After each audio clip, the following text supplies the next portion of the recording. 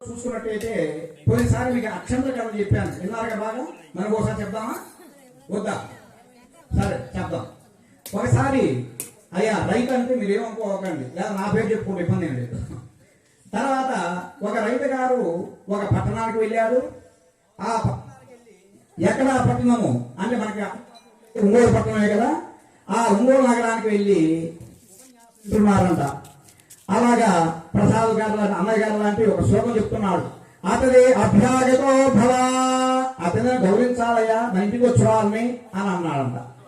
సరే అని చెప్పేసి ఆ విధంగా ఆయన ఉపన్యాసం విన్నాడు.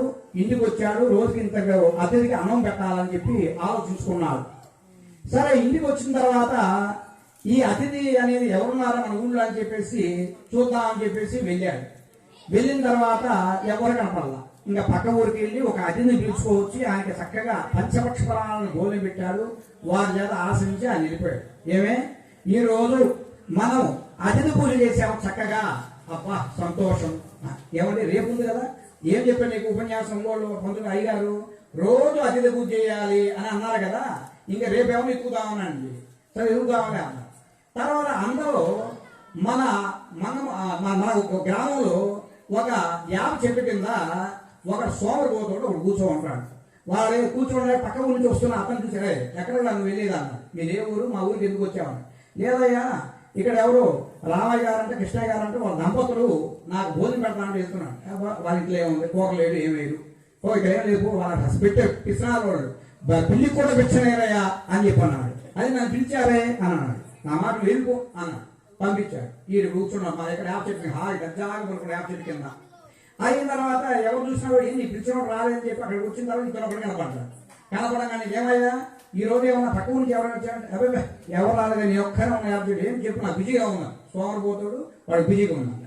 చూడండి సరే అంటే సరే ఏం లేదు, మా ఇంట్లో అన్నం పెడదాం అనుకుంటున్నాను, రోజుకు ఒకటి భోజనం పెట్టాలి, మీరు భోజిస్తారయ్యా అన్నాడు. నాకు సమయం లేదు ఇప్పుడు అన్నాడు. తర్వాత రాయ్యా సరపా నేను ముందు పాని వెనక వస్తా అని చెప్పి పోయి చక్కగా కాలు కడుక్కొని భోజనం పెట్టాడు. ఆ రోజుకి ఆ సోమరిపోతాడికి కడుపు నిండిపోయి హాయిగా బుర్ర పెడుతున్నాడు, నిద్రపోతున్నాడు. ఎట్లా ఒక రోజు జరిగింది, 2 రోజులు 3 రోజులు తిరిగింది. 5 రోజులు జరిగిన తర్వాత ఇప్పుడు భార్య గారు అంటున్నాడు, ఏమండి ఈ అతిథి పూజ ఏమో కానీ నా దుంప తిరుగుతుంది, మా ఇప్పటికి పాతకేద బస్తా 3 బస్తాలు అయిపోయిందండి, ఆపండి ఇప్పుడైనా ఆ మాటని. వాళ్ళేదో మైకులు చెప్పారనుకో, నువ్వు అతిథి పూజ ఇదేనా, అతిథి అంటే ఏంటండి, ఈ రోజు వచ్చి మళ్ళీ రాకుండా ఎప్పుడు సంవత్సరాలు వచ్చాడు అతిథి, రోజు వచ్చాడు అతిథి కాదన్నవాడు అని. సరే ఏం చేద్దామే, అది వచ్చే టైం అయింది, వాడు వస్తున్నాడు, నువ్వు వద్దని వాడు వస్తున్నాడు వాడు అని. సరే తలుపు వేసేయండి అన్న. తలుపు వేసేసాడు. తలుపు తడుతున్నా మా ఏదో అన్నం రెడీ చేశారా, వాటి భాష ఉందో చూడండి. పాపం వాళ్ళ ఇంటికి వచ్చి అడగడమే కాకుండా రోజు అలవాటు అయిపోయిందా, ఏమ్మా ఆకలి అవుతుంది కానీ ఏంటి కూడా గుర్తంగా కూడా చేసి కూడా తల్లి అన్నాడు. బెదిరించాం మళ్ళీ అనగా ఏమండి వాడు వచ్చాడండి, నాకు భయంగా ఉందండి, ఇప్పుడు ఎట్లా చేసేదండి అని. ఏం చేసేది, నువ్వు చేసిన పనికి నేను బాధపడుతున్నాను, ఇప్పుడు ఏం చేద్దాము అని సరే ఈరోజు తలుపు నీ పెడదాము అన్నాడు. తలుపు తీసాడు, చక్కగా భోజనం పెట్టాడు. భోజనంలో బా ఈరోజు బ్రహ్మాండంగా చేసేమ్మా, చిరంజీవ సౌభాగ్య అయ్యా నువ్వు దీంచిన పుణ్యం కానీ నువ్వు ఆ చెట్టు పనుకోపో అనగానే ఆ చెట్టులు మళ్ళీ పడుకు వాడు గొర్రెలు పెట్టడం మొదలు పెట్టాడు. ఇట్లా గెలుస్తుంది కాలం. ఇంకా చివరిగా భార్య అనేది ఏమంటే పని చేద్దాము, మనం తినేదాన్ని కూడా బీపీ పెట్టుకోలేవు దాన్ని. సరే వాడు వచ్చే ముందు మన ఇద్దరం తిట్టుకున్నామండి అని. తిట్టుకున్నాం, వాడి కోసం మనం తిట్టుకోవడమే కావట్లేదు అని. ఏం లేదండి, పెళ్ళి అప్పుడు మా వాళ్ళు నువ్వు తిట్టావు, పెళ్లి తర్వాత మీ వాళ్ళు నేను తిట్టాను, కాబట్టి ఇప్పుడు ఇద్దరు తిట్టుకుందామండి, ఆ తిట్లు కూడా వెళ్ళిపోతాడండి అని. ఓహో అట్లనా, సరే అండి, అదే వస్తున్నా కలిపేయాలి. కలిపేశాడు.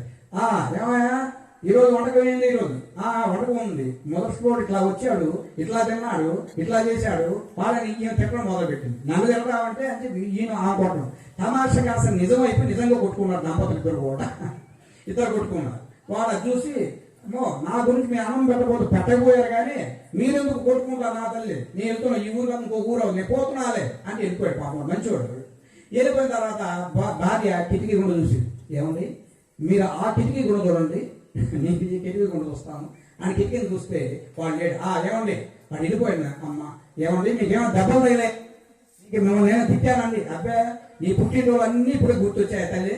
సరే తిట్టే నా భార్య కదా, ఏమంటే నన్ను కొట్టారు కదండి, ఇప్పుడు వాతలు పట్టాయి, పెళ్ళెప్పుడు కూడా నన్ను కొట్టలేదండి, పెళ్ళెప్పుడు మీ నాన్న ఒప్పుకోడు కదమ్మా అంటూ ఒకరినొకరు ఆ విధంగా ముచ్చటించుకుంటూ బాధపడుతూ తర్వాత ఇస్తరాకేసుకున్నారు చక్కగా. ఏమో ఆ పంచపక్షం అనేది ఆకలి అవుతుందబ్బా, ఈవిని కొట్టేలాగే నాకు ఆకలి అవుతుంది బాగా చెప్పి కూర్చొని ఇంకా తినబోతున్నాడు. ఈడు పాపం సోమరిపోతు కదా, మంచివాడు పాపం.